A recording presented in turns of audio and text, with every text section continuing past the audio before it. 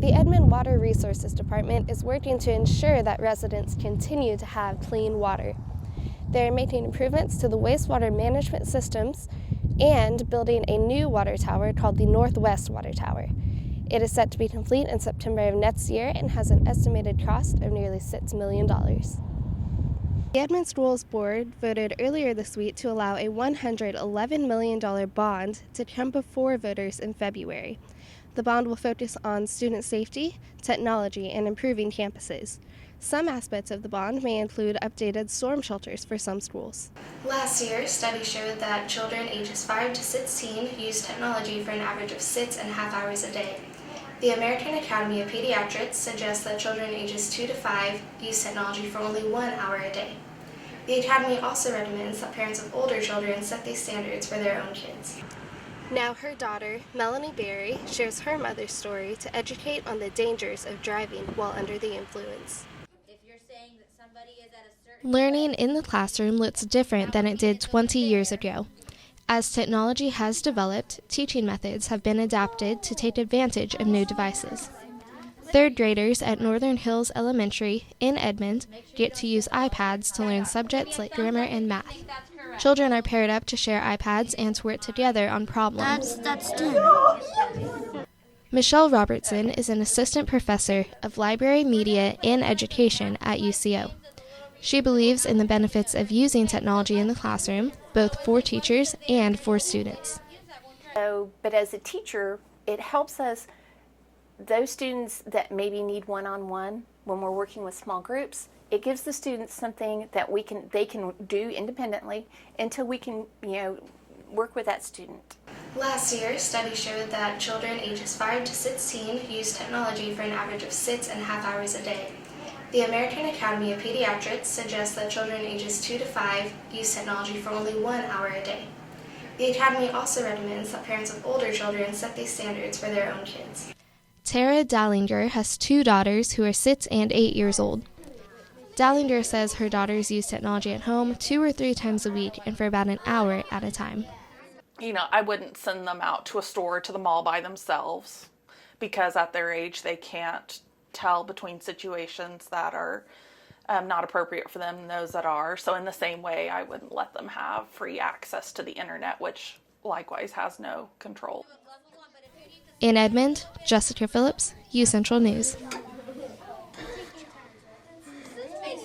And here, Caleb, when everybody else is talking.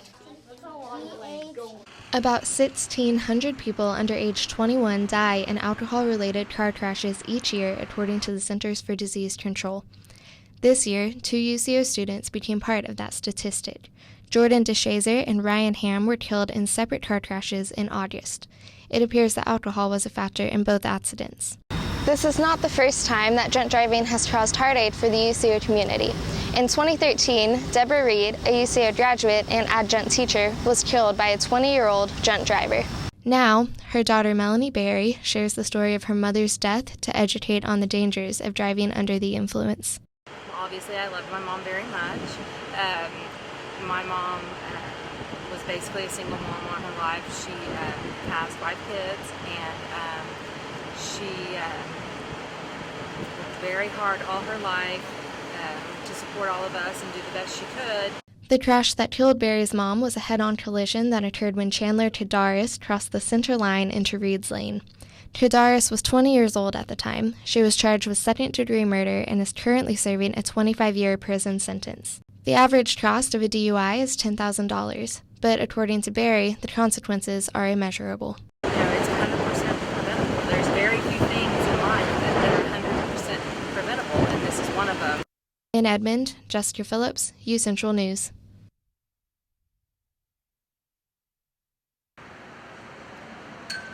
History is always made when Americans elect a new president, but this year candidates Hillary Clinton and Donald Trump have defied normal expectations. Louis Furmansky is chair of the Political Science Department at UCO. He says one interesting aspect of this election is having Donald Trump as a candidate. What's most remarkable is that one of the 2 major parties has a nominee who really does not reflect what that party has stood for decades, and that, of course, is Donald Trump. Whether the GOP will split over Trump has been a topic of discussion for months. Party leaders continue to withdraw their support of his campaign over controversial policies and statements. He is not really a Republican, at least not in the traditional sense of what the party has represented. He's a wild card, to say the least. While some consider Trump a wild card, voters have been encouraged to look at Clinton's record of public service. Late 60s, early 1970s, she was very active in the civil rights movement before she even met Bill Clinton. So she's been active in public life her entire adult life. And so, I mean, there's a record there that you can look at and judge accordingly. I mean, she's not a fringe candidate. She's a known quantity. So there's nothing surprising about her being nominated as the Democratic choice. Voters will cast their ballots to choose the next president on November 8th. In Edmond, Jessica Phillips, U Central News.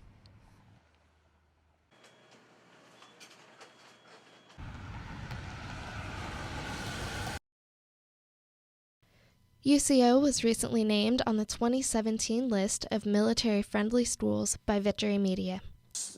I think what it tells them is that UCO is really putting veterans forward in their mission and really just showing, and like I said earlier, it's just really a testament that we're really here for them. The rating is given to institutions across the country that work toward recruiting military members and providing academic opportunities for them. I mean, I can definitely see how it would influence other veterans to come to the school here. It's definitely a good place for veterans, and I know, like, while I'm not personally involved with the organizations, that these organizations do a lot of good, and I have friends that are here involved with them, and they love them. So. UCO has been recognized for 5 consecutive years now, and there are some programs on campus that are responsible for that. My office, Vet Hero, encompasses a number of services, including the Military Mondays, the Veterans Week, where we hosted the Military Appreciation Game, campus-wide events, the Veterans Day ceremony.